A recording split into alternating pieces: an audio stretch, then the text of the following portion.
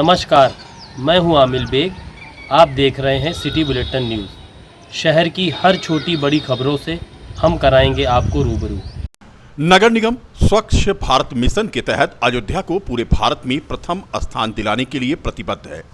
इस लक्ष्य को प्राप्त करने के लिए राम का घर महाअभियान चलाया जाएगा, जिसमें प्रत्येक वार्ड से स्वयंसेवक जोड़े जाएंगे तथा प्रत्येक वार्डों के पार्षदों की अध्यक्षता में स्वच्छता समितियों का गठन किया जाएगा।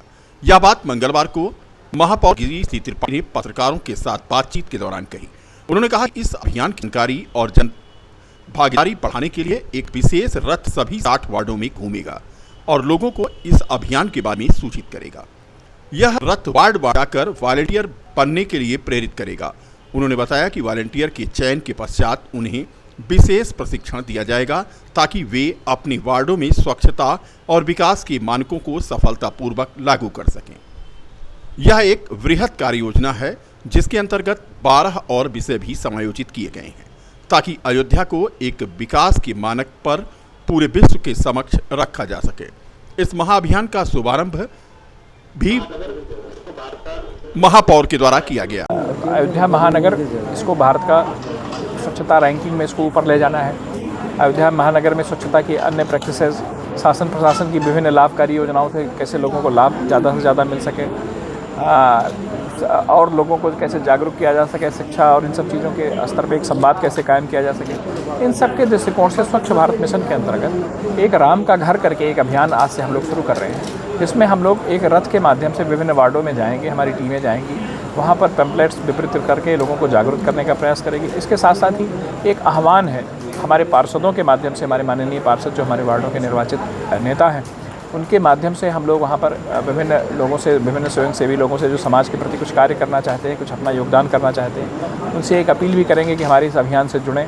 और फिर हम लोग उनको एक ट्रेंड करके और एक हमारी जो नगर स्वच्छता समितियाँ हैं, जो वार्डों में हमारी स्वच्छता समितियाँ सक्रिय हैं, उनके माध्यम से हम लोग उन वार्डों में और भी कार्य करेंगे। और एक प्रयास ये रहेगा कि अयोध्या को भारत का सबसे स्वच्छ नगर बनाने का जो संकल्प हम लोगों को आदरणीय प्रधानमंत्री जी ने दिलाया था, उस दिशा से, उस दृष्टिकोण से हम लोग आगे बढ़ें। हमारे सहयोगी आलोक राणा जी इस सारे अभियान को इसकी देख रेख कर रहे हैं, श्रीनिवास पोदार जी इसका कोऑर्डिनेशन कर रहे हैं। तो ये सारी स्थितियाँ, ये सारी एक टीम है जो इसके पीछे काम कर रही है और हम लोग आगे बढ़कर इस काम को ये सब कैंपेन कितने दिन का रहेगा? देखो, एक तो इस कैंपेन के कई चरण हैं। पहला चरण है कि वार्डों में जाके सीधे जनता से संवाद, वो आज से शुरू हो जाएगा और वो मेरे ख्याल से 15-20 दिन का कैंपेन है। उसके बाद जो लोग हम लोगों की व्यवस्थाओं में सहयोग करने के लिए जो स्वयंसेवी तैयार होंगे, उनको ट्रेन करने का एक प्रोग्राम है। वो ट्रेनिंग करना उसका अगला चरण है। और फिर उस ट्रेंड वॉलंटियर्स के माध्यम से और हमारे जो माननीय पार्षद हैं, इनके सहयोग के माध्यम से एक वार्डों में एक व्यवस्था और सुदृढ़ व्यवस्था कायम करना और एक नागरिक समाज के सहभागिता के माध्यम से अयोध्या को भारत का सबसे स्वच्छ नगर बनाना। सबसे बड़ी समस्या है जो हमारा सोर्स सेग्रीगेशन का है, जो कूड़ा सेपरेट करने का है, उसके भी उस अभियान में कहीं ना कहीं वह भी सोच उसके पीछे है। हम लोग और भी योजनाएं लाने जा रहे हैं। कुछ हमारे स्वयंसेवी संस्थाएं हमारे साथ जुड़ी हुई हैं जो कुछ वार्डों को गोद लेने जा रही हैं उस सूखा कूड़ा और गीला कूड़े के दृष्टिकोण से। वो सब योजनाएं भी हम आपको समय समय पे आपसे हम लोग साझा करते रहेंगे, शेयर करते रहेंगे। आज का जो अभियान है वो मुख्यतः राम के घर के नामक इस अभियान पे केंद्रित है और आप सबके माध्यम से हम लोग अयोध्या महानगर की जनता से अपील करेंगे कि हमारे इस अभियान में सहयोग करें, उसमें सहयोगी बने। अपना कुछ समय हम लोगों के इस अभियान में हम लोग अगर वो देंगे तो निस्संदेह हम लोग नागरिक समाज के सहयोग के माध्यम से एक बेहतर और स्वच्छ नगर लोगों को उपलब्ध कराएंगे और एक बहुत अच्छी व्यवस्था। अयोध्या में चैन स्नेचिंग की घटनाएं बढ़ती जा रही। सोमवार को श्रद्धालुओं की भारी भीड़ थी अयोध्या में। नागेश्वर नाथ में जल चढ़ाने वालों की भीड़ के बीच में जेब कतरे और उचक्के भी सक्रिय थे। भारी भीड़ के बीच एक महिला श्रद्धालु की चैन कट गई। नागेश्वर नाथ मंदिर में वो जल चढ़ाने आई थी और बहराइच जनपद की रहने वाली थी ये महिला श्रद्धालु। बाद में हंगामा हुआ, वो चिल्लाने लगी तो पुलिस पहुंची और उसने पूरे मामले को देखा। लेकिन सवाल ये उठता है कि नागेश्वर नाथ मंदिर में इतनी भारी भीड़ के बावजूद चेन कट जाना और इसी तरह से हनुमानगढ़ी में भी आए दिन लोगों की चेन कट जाती है।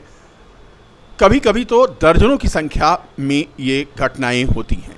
फिलहाल इस महिला के साथ ये घटना हुई। ट्राई कर रहा था, मतलब वो चैन में सर से ओढ़े हुई थी दुपट्टा, पता नहीं कैसे खींचा तेज से, पकड़े भी थी पीछे से, चैन पकड़ा भी है मैंने हाथ से, फिर वो खींच के भगा और उसका झपटी भी पकड़ने के लिए, फिर वो पता नहीं कहाँ से चेहरा नहीं देख पाया। सोने का चैन था? सोने का चैन था। कहाँ आई हैं आप? कहाँ से? हम वो आए हैं, बहराइच जिला से आए हैं। आप क्या करेंगे? FIR दर्ज कराएंगे?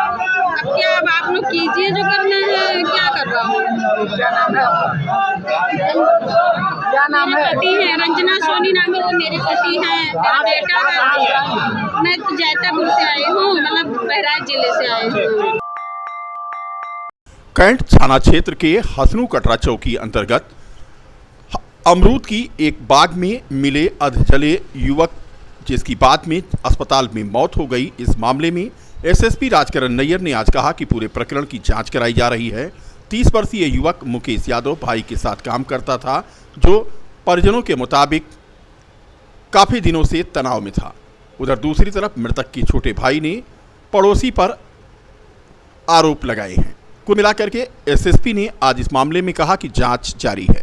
थाना क्षेत्र कैंट में एक व्यक्ति के अर्धजले होने की सूचना प्राप्त हुई थी। सूचना देर रात्रि में प्राप्त हुई थी। सूचना मिलते ही तत्काल पुलिस के द्वारा मौके पर जाकर के जो भी घायल व्यक्ति था उसको वहां से तत्काल हॉस्पिटल में भर्ती करवाया गया, जिस व्यक्ति का इलाज के दौरान मृत्यु हो गई है। इस संबंध में परिवार के द्वारा बताया गया है कि वह व्यक्ति विगत कुछ दिनों से काफ़ी तनाव में था। घटनास्थल का निरीक्षण सभी वरिष्ठ अधिकारियों द्वारा कर लिया गया है। पंचायतनामा व PM की कार्रवाई की जा रही है। जो भी आगे प्रगति होगी आप लोगों को अवगत करवाया जाएगा।